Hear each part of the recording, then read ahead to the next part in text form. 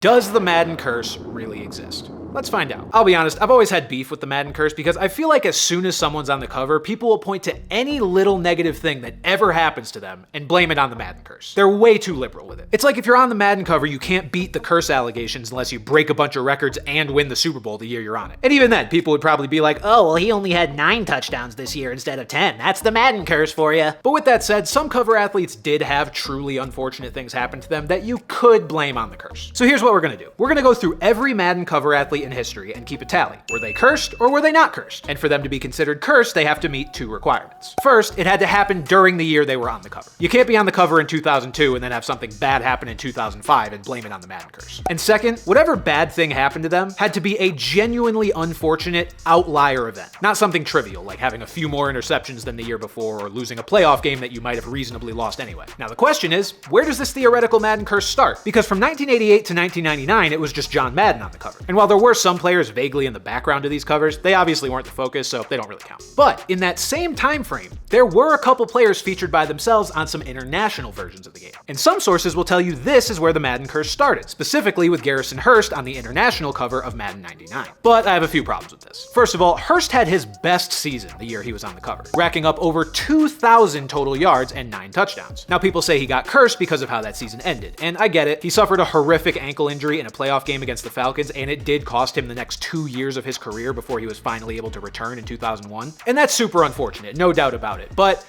I feel like if a guy was truly cursed, he wouldn't have put up career highs in every statistical category before suffering a devastating injury. Maybe that's just me, I don't know. But let's say he was cursed. Those same sources telling you this is where the Madden curse started will also tell you Hurst was the first player ever featured on a Madden cover, trying to paint this picture of, oh, the first guy ever on it got hurt, there must be a curse. Well, they're lying. Because if we're really getting into the weeds here and including these international Madden covers, Ricky Watters was the first player featured on one. He was on the cover of Madden 95. Granted, it was only the version made for the 3DO, whatever that is, but it still counts. And Ricky Watters was not cursed. Although his regular season numbers were a little worse than previous years, that same season he scored a Super Bowl record tying 3 touchdowns in a dominant Super Bowl win over the Chargers. So because of how messy things can get if we start including some of these lesser known covers, we're just gonna start with Madden 01 because that's when players started getting consistently featured on the traditional covers of Madden.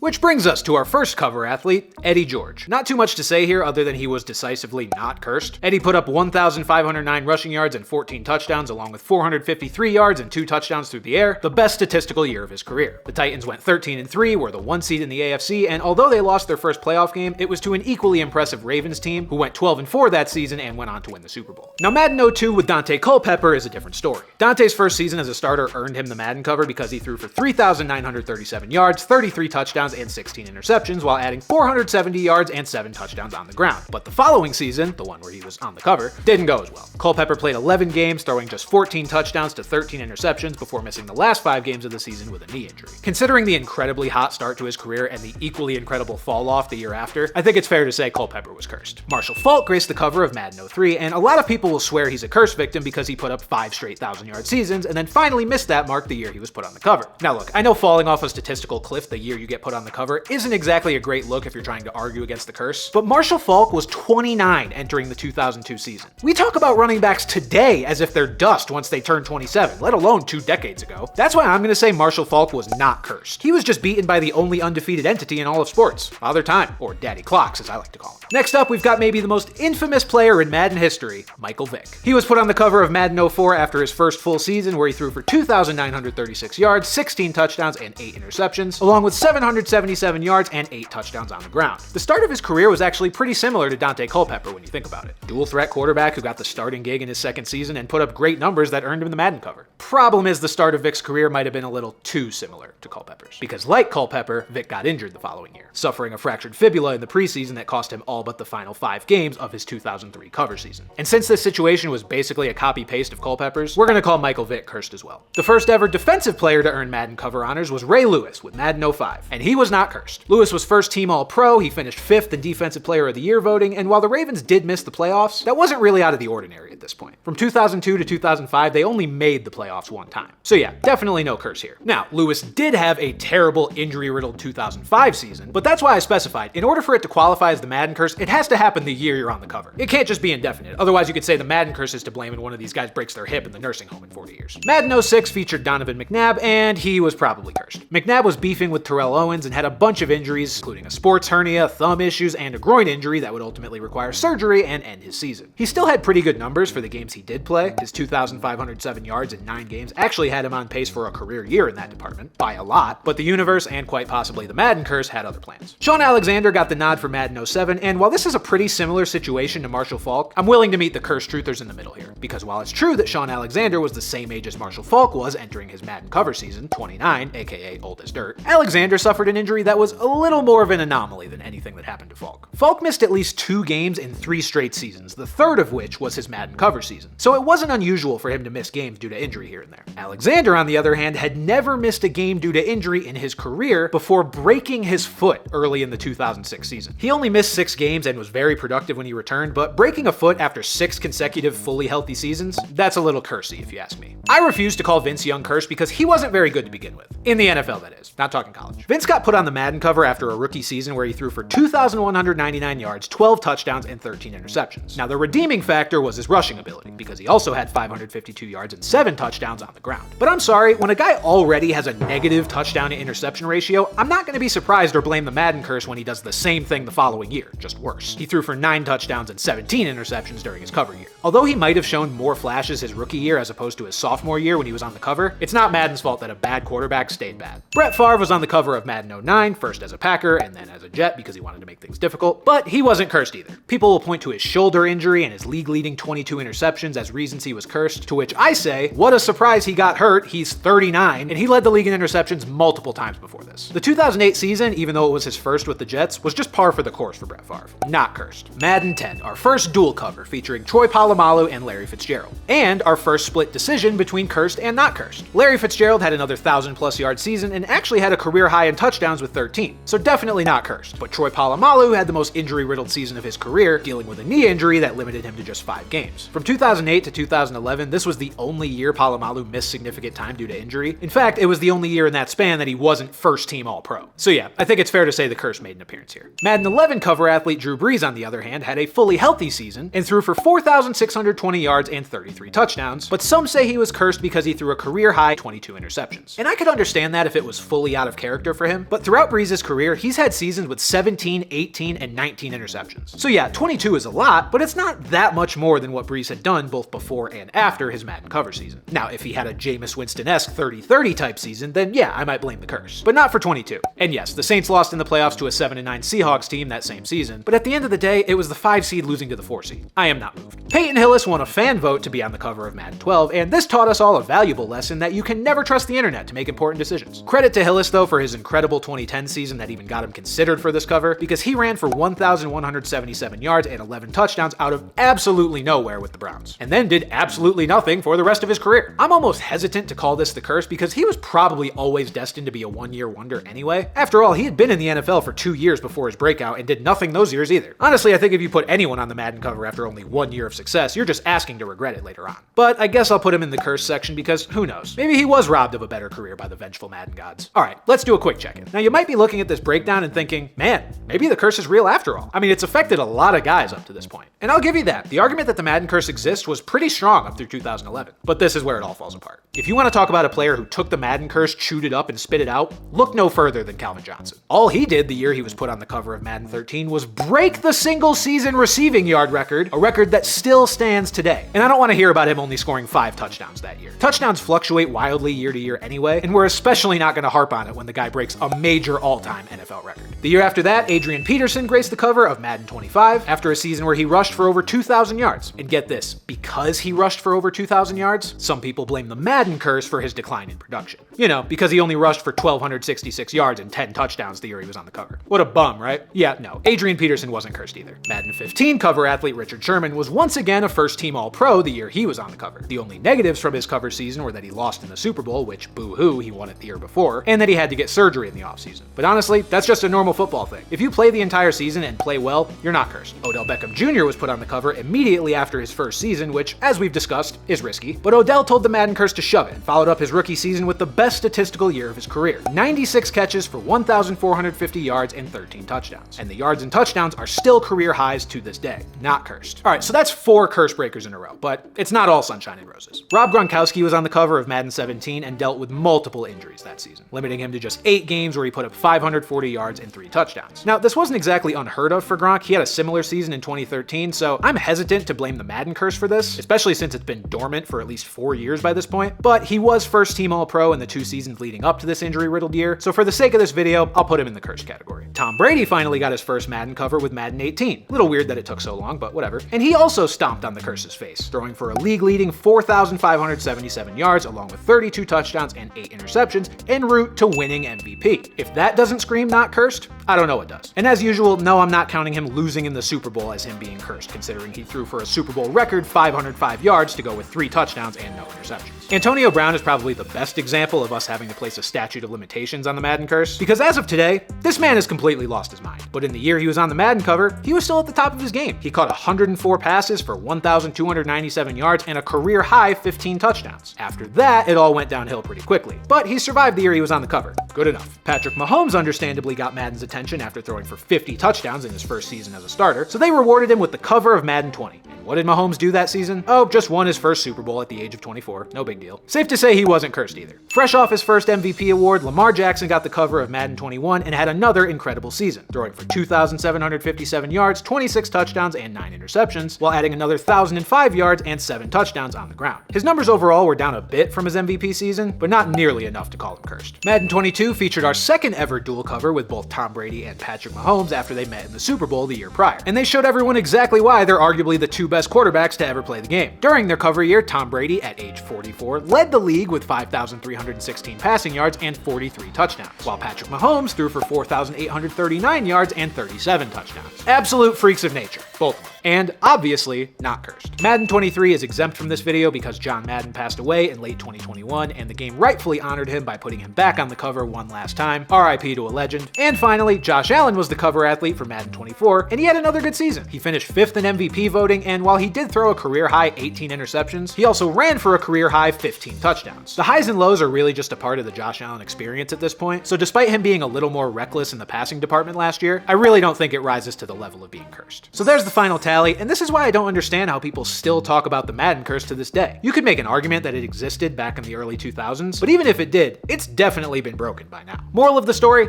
There is no Madden curse, at least not anymore. So Christian McCaffrey and 49er fans, take a deep breath. I'm not saying McCaffrey's gonna have a fully healthy season. That would be irresponsible of me to predict. I'm just saying if anything happens to him, it's because he's a 28-year-old running back that gets hit 50 times a game, not because of some curse. Let me know in the comments what you guys think of the Madden curse. Are you still believers, or did I manage to convince you that it's a bunch of baloney? And if you liked the video, do me a favor and click that like button, click that subscribe button, and ring that bell so you never miss an upload. All that stuff helps me out a lot. As always, thank you guys for watching, and I'll see you next time.